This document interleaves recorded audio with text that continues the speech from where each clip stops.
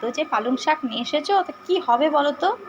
নতুন কিছু একটা করো, তবে টেস্টি করবে। পালং শাকের আবার টেস্টি খাবার খাবে, তা করেই ফেলি।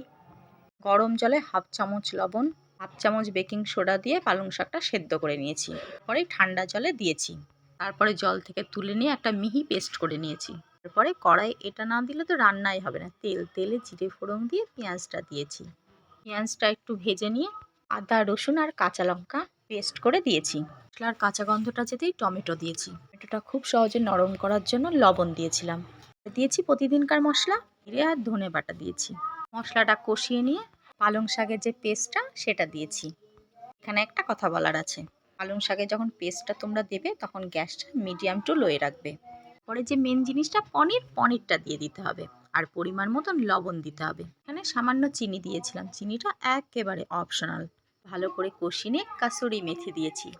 কাসুরি মেথি দিয়েও আর একবার ভালো করে কষিয়ে নেব। তবে কাসুরি মেথি দিয়ে বেশিক্ষণ ফ্লেভারটা নষ্ট হয়ে যাবে।